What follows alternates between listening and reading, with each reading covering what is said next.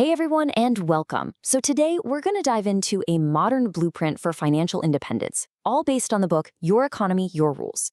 We're going to break down exactly why that old, traditional career path is failing so many people, and more importantly, uncover a new model for how you can actually build wealth in 2026. All right, let's just rip the Band-Aid off right away. The rules we all learned about work, about money, they've changed. That whole idea that a good, steady job is a safe harbor for your entire life, well, that illusion is completely over. The pace of change now is so fast, it's measured in weeks, not years. The old map is officially useless. And look, if you think this is just about companies that are struggling, you've got to think again. This number, that's how many jobs Amazon cut between 2025 and 2026. We're not talking about failing businesses here. These are corporations making record profits, and they are optimizing human beings right out of the equation. Your loyalty is not a shield anymore. And all of this pressure, it has a real physical cost. There is a 35% spike in heart attacks on Monday mornings. Now, that is not just some random statistic. That's a blaring signal that the system we're all living in is, quite literally, breaking our bodies and our spirits. So this all leads to our first big takeaway. The 40-40 plan is dead. You know the one. Work 40 hours a week for 40 years and then retire comfortably. It isn't just an outdated idea. For most people today, it is a mathematical impossibility. That system was built for a world that simply doesn't exist anymore. And this slide just nails the point home.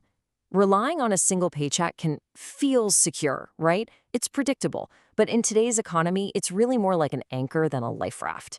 It keeps you stuck in one place while these massive storms of automation and economic change are just raging all around you. Okay, so let's dig into the why. What's actually causing all this? Well, it really boils down to two massive forces that are reshaping everything: the explosion of artificial intelligence and just this tidal wave of personal debt. And these aren't some abstract, far-off problems. They are fundamentally changing who gets to work and who gets to build real wealth. This brings us to what the book calls the fisherman net analogy. And you really need to get this. Imagine a powerful new technology like AI comes along. Suddenly, 2 people can do the work that it used to take 10 people to do. The fish, which is all the productivity and the profit, they don't go anywhere.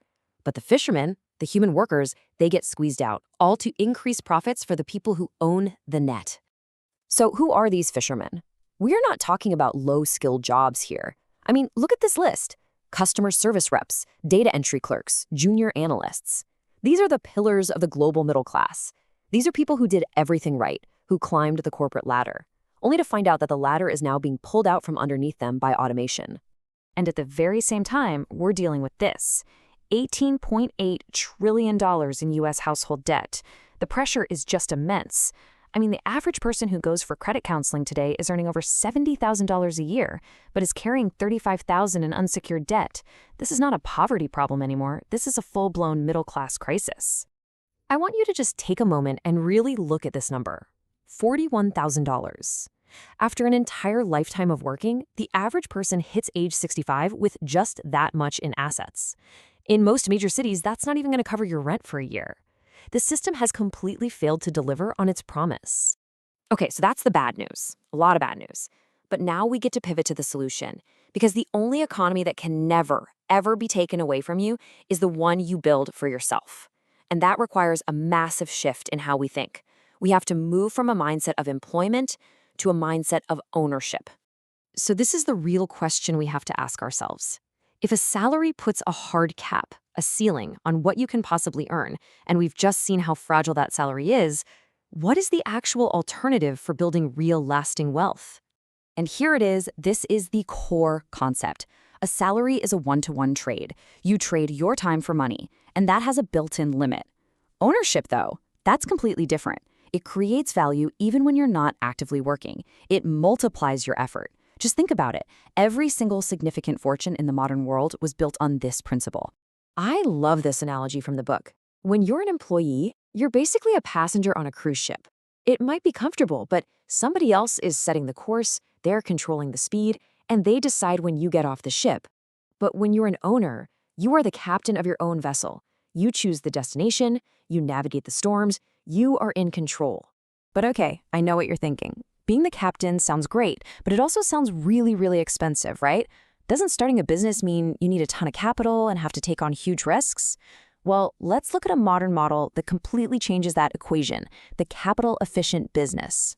I mean, let's be real for a second. The numbers for traditional businesses are absolutely brutal. 90%, 9 out of 10, new restaurants and retail shops fail in their first year. Even the pros, the venture capitalists, they only succeed on about 1 out of every 11 investments they make. For the average person taking on massive debt for those kinds of odds, it's not just risky, it's potentially life-ruining. So let's just put these two models side by side. On the left, you've got traditional business. Massive capital needed, huge overhead for things like rent and staff, and you own all of the risk. But look at the right, a referral or affiliate model. You need low to no capital, there's no overhead, and the risk is incredibly low. Instead of owning inventory, you own the relationship with the customer. That is a total game changer. And just so we're clear, we're not talking about some tiny niche trend here. Affiliate marketing is a massive global industry. You can see North America and Europe are the biggest markets right now, but the real story is that explosive growth in the Asia-Pacific and other emerging markets. This isn't some fad. This is the established infrastructure of modern digital commerce. All right, this brings us to the final and honestly, the most important piece of the puzzle. The business model works, the math is solid, so the real barrier for most people isn't structural, it's all about mindset. You know, the first thing people say when they hear about this, right? Oh, that sounds like a pyramid scheme. Well, the irony is just breathtaking, because what is a traditional corporation? It's thousands of employees at the bottom, a few hundred middle managers, a handful of executives, and one CEO at the very top. That is the true pyramid, a structure where the vast majority are mathematically guaranteed to never reach the top. Think about it this way. Corporate life is a game of musical chairs. Every time there's a promotion cycle, a chair gets taken away. There are fewer spots at the top. The music always stops for someone. But in a well-structured referral model, the whole point is to add more chairs. Your success is actually amplified by the success of the people you bring in.